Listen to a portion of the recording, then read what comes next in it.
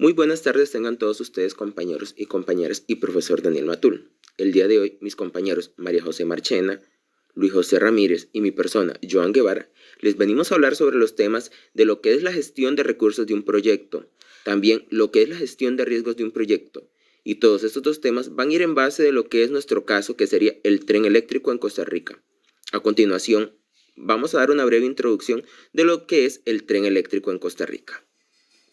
Ahora bien, sobre lo que es el tren eléctrico en Costa Rica, este consiste en un sistema ferroviario bidireccional que conectará 4 ciudades, las cuales son Cartago, San José, Heredia y Alajuela, el cual será licitado al amparo de la Ley de Concesión de Obra Pública con Servicios Públicos para diseño, construcción y operación del sistema. Una vez que este esté incluido, se convertirá en el nuevo eje central de movilización dentro de la gran área metropolitana.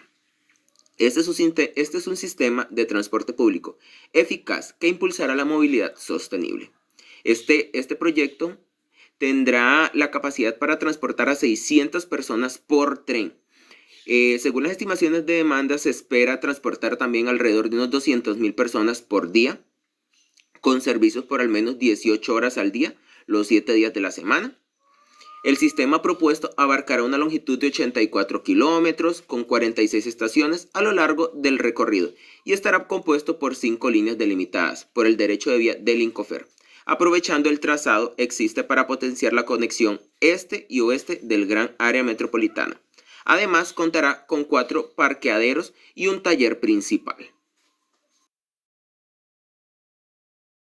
Ahora bien, vamos con lo que es la gestión de los recursos. Y me permito leer textualmente que este incluye los procesos necesarios para identificar, adquirir y gestionar los recursos necesarios para la conclusión exitosa del proyecto. Los procesos anteriores ayudan a garantizar que los recursos adecuados estarán disponibles en el momento y lugar adecuados. Con esto, lo que se quiere dar a entender es que dicho proyecto, para que haya sido tomado en cuenta por el gobierno, debió haber pasado por un análisis muy minucioso y ver también de que realmente sea un proyecto beneficioso a un largo plazo económicamente, lo cual lo es. Cabe recalcar también de que este proyecto no ha sido aprobado del todo, ya que falta la aprobación por parte de la Sala Cuarta. Y una vez gestionado esto, aprobado, la construcción de este empezará el próximo año 2022. Y es importante mencionar también que dicho proyecto, si no se aprueba, el dinero destinado para esta obra se perderá si no se aprueba, ya que el dinero está estipulado nada más única y exclusivamente para el proyecto del tren eléctrico, más no para otra obra o algo así. Entonces, si no se aprueba por parte de la Sala Cuarta, el dinero se perderá. Ahora bien, vamos con lo que es el plan de requerimiento de los recursos. En este dice que lo que ilustra es el uso esperado de los recursos por periodo a lo largo de la duración del proyecto. Entonces, ¿qué quiere decir con esto? Que dicho proyecto debe ser estipulado por días, como cuánto va a durar cada etapa o cada proceso del proyecto en días, tanto en días también como económicamente en dinero. Entonces, a continuación, les mostraré un cuadro donde indica este proceso tanto en días como en dinero económico, y también el monto que lleva cada línea para poder realizarse. Ahora bien, aquí tenemos el cuadro donde nos indica la duración del proyecto por días y meses, donde nos desglosa los gastos del proyecto y los costos del proyecto por línea. En el primer cuadro podemos ver que la duración por mes dice que la línea 2, Atlántico y Alajuela, durará 649 días en realizarse. En meses serán 30 meses. La línea 3, Atlántico Ciruelas, tendrá una duración de 738 días con una duración en meses de 34. La línea 1, que es Paraíso Atlántico, en días tendrá una duración de 356 y en meses de 17. Y por última, la línea 4 y 5, que será la de Alajuela, Ciruelas y Ciruelas El Coyol, tendrá una duración en días de 356 y en meses de 17 meses, para un total de 1023 días y en meses los 48 meses que dura dicho proyecto. En el siguiente cuadro tenemos un desglose de los gastos del proyecto, lo cual el primero será en infraestructura y sistemas, En importe tenemos que son $682.728.072 para una proporción de un 49,75% del 100% del dinero que se tiene destinado para dicho proyecto. Tenemos lo que son los costos indirectos, que estos tienen un valor de $75 millones, 75.100.088 millones de dólares para una proporción del 5,47%. Tenemos lo que es el material rodante, que ese tiene un valor de 452 millones de colones 400.000 para una proporción del 32,97%. Tenemos lo que es el diseño e implementación, que este tiene un importe de 79 millones de dólares 457.112 para una proporción del 5,79%. Tenemos también lo que es el CEBRI, que este tiene un importe del 6,426 millones de dólares para una proporción del 0,47. Tenemos los precios de un 66,131,959 millones de dólares para una proporción de 4,82%. Y por último tenemos las medidas ambientales y sociales, que tienen un valor de 10 millones de dólares para un total de proporción de 0,73%. Todo este importe, el total sería de 1.372.265.657. Esto es un aproximado en sí de todo el dinero que se tiene destinado para esto, que en total son 1.550, pero el aproximado es de 1.372 en estos gastos. Y ahora venimos con lo último, que es el costo por línea, que la línea 1 Paraíso Atlántico tendrá un valor de 404 millones de dólares, 163.793, para una proporción del 29,5. La línea 2, que es el Atlántico Alajuela, tiene un valor de 410.792.439 millones de dólares, para una proporción del 29,9%. La línea 3, que es el Atlántico Ciruelas, tiene un valor de 430.091.596 para una proporción de 31,1%. La línea 4, que es Alajuela Ciruelas, tiene un valor de 110 millones de dólares 731.654 para una proporción del 8,1%. La línea 4, que es Alajuela Ciruelas, tiene un valor de 110 millones de dólares 731.654 para una proporción del 8,1%.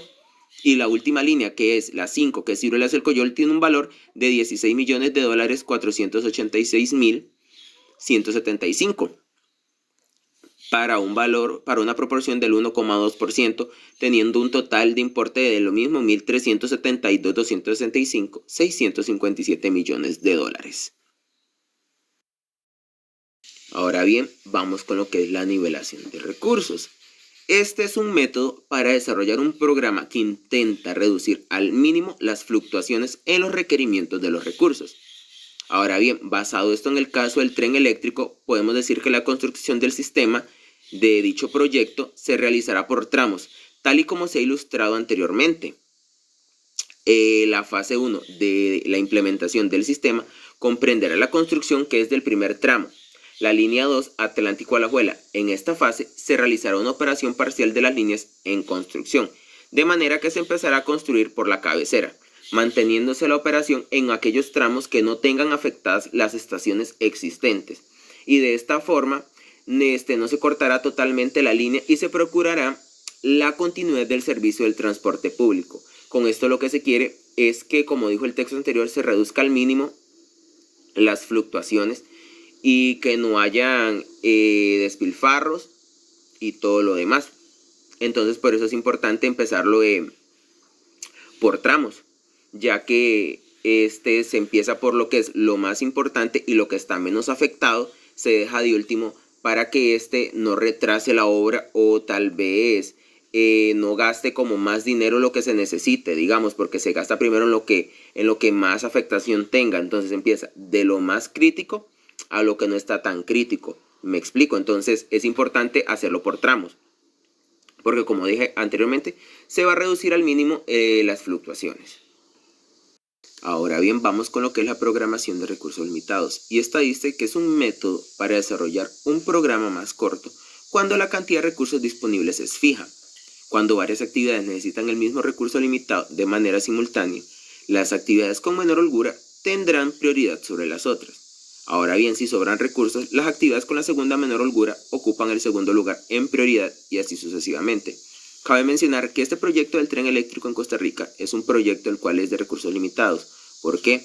Porque con lo que se cuenta para elaborar dicho proyecto son 1.550 millones de dólares, de los cuales 550 vienen de parte de donaciones y los otros 1.000 millones de dólares es de un préstamo que el gobierno va a adquirir, por lo que no se puede extender dicho plazo porque este proyecto está hecho para 4 años y no se puede extender como ese plazo para que pueda terminarse. Un ejemplo, si no se terminan 4 años, ya que esto resulta que si se extiende sean más dinero y el gobierno no tiene ya de dónde sacar más dinero como préstamos o algo así o otra donación para que pueda darse dicho proyecto, por lo que hay que adecuarse a lo que se estipuló, que son 4 años, para que no se pueda pasar sobre eso el dinero de los 1.550 millones de dólares. Y lo de la menor holgura que dice que si hay algún recurso o alguna actividad que necesite durante la realización de dicho proyecto, es de que conforme vaya pasando el tiempo durante esos 4 años y se vaya terminando ya casi el proyecto y se puede decir, sobrar dinero, este dinero lo que se hace es invertirse otra vez en este proyecto, pero en actividades que se estén realizando que tal vez necesiten un poquito más de apoyo económico. Entonces se hace que la que más necesite se le va a ir estar dando, digamos, si sobra, se le da la que segunda que necesita y así sucesivamente. Entonces por eso es que se dice que este proyecto es de recursos limitados, porque se cuenta solo con 1.550 millones de colones, chicos, y no se puede sobrepasar de eso. Ya como les dije anteriormente, si conforme vaya el proyecto ejecutando se va sobrando dinero, se va invirtiendo en otras actividades de dicho proyecto que estén necesitando un poco de aporte económico, porque no puede sobrar nada, ya que si sobra ese dinero no se puede destinar para otra cosa, sino es única y exclusivamente para el proyecto del tren eléctrico, por lo que es importante que dicho proyecto solo dure 4 años, no se pase más de eso, de 4 años, porque esto sería... Bueno, buenas tardes compañeros y profesor. Yo les vengo a mencionar sobre la gestión de riesgos de un proyecto. La gestión de riesgos de un proyecto se basa en analizar, planificar la respuesta ante este riesgo y encontrar todos los riesgos, tanto internos como externos, que puede poseer dicho proyecto. Entre más grande sea el proyecto, más riesgos va a poseer este. Es por eso que a continuación les vamos a mencionar cuáles son los riesgos del proyecto del tren eléctrico, tanto en la parte interna como en la parte externa. Por otro lado está la identificación de los riesgos. Un riesgo es un hecho incierto que en caso de suceder podría poner en riesgo dicho proyecto. Para identificar un riesgo es preciso determinar cuáles riesgos podrían afectar de forma negativa el objetivo principal de dicho proyecto y cuáles son las repercusiones que en el caso de que dicho riesgo llegara a suceder tendría a la hora de ejecutar este proyecto. En base al proyecto se puede mencionar algunos posibles riesgos que podrían afectar el proyecto. Se describen los aspectos principales de los riesgos fundamentales asociados al proyecto, bien por su mayor probabilidad de ocurrir o bien por su elevada potencial de impacto sobre el costo de dicho proyecto. Bueno, ahora les hablaremos sobre los riesgos encontrados en el proyecto del tren eléctrico. Primer riesgo, riesgo de derecho de vía. La imposibilidad de la regulación completamente de derecho de vía a través del cual pasa el trazo correspondiente del proyecto. Este riesgo añade principalmente a los trazos de la línea número 4 y 5, ya que los otros ya existen y actualmente están operando. Segundo riesgo, el riesgo de diseño. Es donde no consigue alcanzar las especificaciones requeridas con el resultado de que el proyecto tiene mayor o menor capacidad de las necesidades para afrontar dicha demanda. Tercer riesgo, riesgo de sobrecosto de ejecución. Este es que la infraestructura no correctamente construida y del sobrecosto para rectificarla o para poder operar e incluso potencialmente retrasos en la puesta en marcha de dicho proyecto. Por otro lado está el riesgo de inversión adicionales. Una vez ya establecido dicho proyecto, los cuales incurrirían en modificaciones o adiciones que impliquen las modificaciones.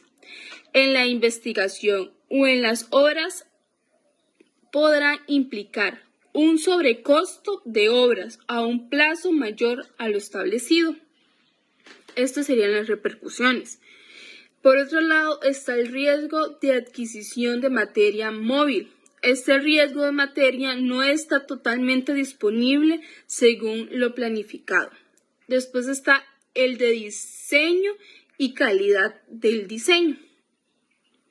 Este riesgo que el proyecto del servicio no alcance las especificaciones ya establecidas. Está el riesgo de operación.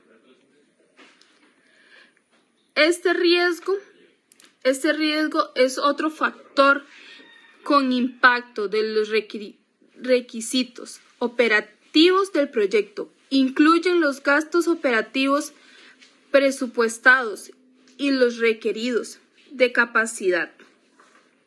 Por ejemplo, problemas a la hora de la elaboración, competencia de empleados, entre otros factores. Después está la variación de la tarifa de energía. Este riesgo de operación de electricidad modificaría únicamente la tarifa. Después está el riesgo del tipo de cambio. El riesgo de tipo de cambio es de la fluctuación adversa al tipo de cambio tenga impacto en el ingreso de la tarifa. Y por último está el riesgo de tipo de cambio de moneda asociada a la OPEX o CAPEX del concesionario. Ese riesgo de funcionamiento del tipo de cambio tenga impacto sobre el costo del bien importado requerido para las fases de construcción u operación o en el ingreso si son en diversas monedas que los costos del proyecto.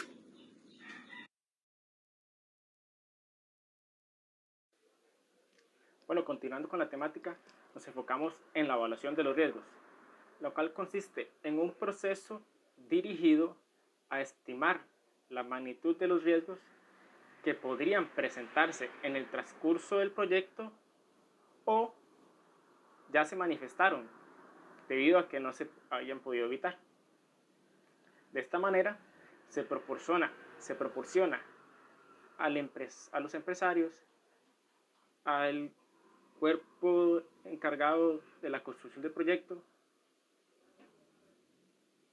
la información necesaria para decidir sobre las medidas recurrentes a adaptar mediante la seguridad y la protección y la combinación del proyecto.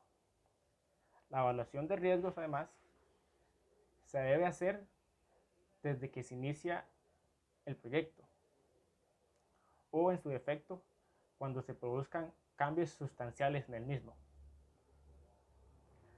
Para evaluar cada riesgo es preciso establecer la probabilidad de que los eventos de riesgo ocurran, la magnitud de las repercusiones que tendrían en el objetivo del proyecto.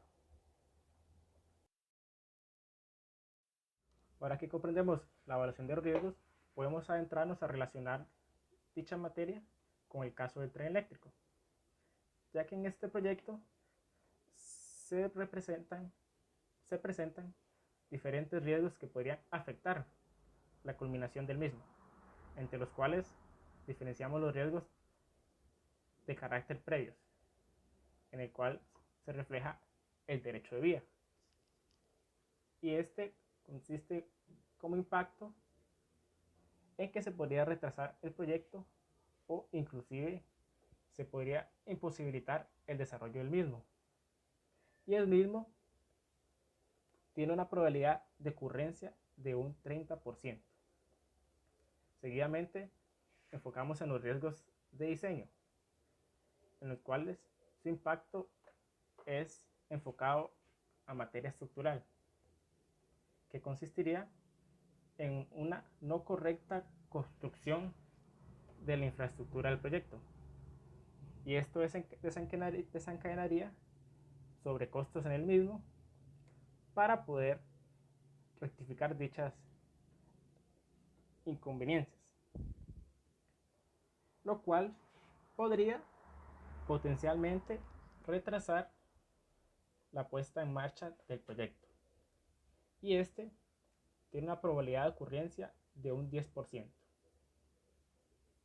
Continuamos con los riesgos de construcción, en los cuales tenemos los riesgos de sobrecosto de ejecución y su tipo de impacto. Los riesgos de sobrecosto de ejecución, su tipo de impacto comprende lo que sería un incremento de los costos generales y en consecuencia la necesidad de mayores recursos para la financiación de la inversión del proyecto. Dichos recursos, en caso de no estar previstos, podrían suponer la paralización del proyecto o retraso en el mismo, y tiene una probabilidad de ocurrencia de un 10%. Los riesgos por inversiones adicionales, su impacto comprende lo que sería un incremento en los costos y o un retraso en las operaciones, y su probabilidad de ocurrencia comprende un 25%. Y los riesgos de adquisición de materiales móviles, su impacto sería un incremento en los costes y un retraso en las operaciones, y su probabilidad de ocurrencia es de un 25%. En los riesgos de explotación destacan el desempeño y la calidad de los servicios, el cual su impacto sería una penalización incrementando los costos para asegurar las especificaciones, y la probabilidad de ocurrencia es de un 40%. Otro riesgo presente en esta agrupación serían las operaciones como tal, los cuales su impacto sería un incremento en los costos de operación, afectando negativamente en la rentabilidad del proyecto y en su capacidad de evolución de la deuda suscrita, originando una menor disponibilidad en el proyecto y podría retrasarse el tiempo o bien verse reducido por tener una menor oferta de servicio, y su probabilidad de ocurrencia es de un 40%. Por último, en los riesgos generales tenemos los riesgos de tipo de cambio de moneda asociada al pago de la concesionaria, y su impacto sería una potencial menor margen de explotación de la concesionaria, y la probabilidad de ocurrencia de esto sería de un 100%. Ahora continuamos con el plan de respuesta a riesgo. Este plan consiste en una serie de acciones y estrategias para poder dar una solución a cada uno de los riesgos identificados previamente o en el transcurso del proyecto. Así, a través de la aplicación de medidas correctivas, buscar reducir el impacto de los mismos. Entre las estrategias estudiadas para realizar dicho plan de respuesta comprendemos las que son: estrategia de evitar o eliminar el riesgo, el cual es la acción para hacer que las condiciones o los factores que pueden generar el riesgo desaparezcan. Estrategia de reducir o mitigar, la cual comprende que no siempre es posible eliminar el riesgo, o quizás eliminarlo completamente del todo, ya que resultaría más costoso a consecuencia de la negativa de que éste llegara a suceder. En este caso, procedemos a implementar acciones para reducir o mitigarlo. Seguidamente tenemos estrategias de transferir o compartir. Esto significa que pasamos el problema a alguien más. Para su comprendimiento tenemos lo que consiste en las pólizas de seguros, que indemnizan a la organización en caso de que se presente algún problema. Y por último tenemos estrategias para aceptar el riesgo, el cual se trata de simplemente de no hacer nada, ya que sabemos de que no podemos evitarlo y debemos de convivir con él, en las cuales las organizaciones deciden aceptar el riesgo.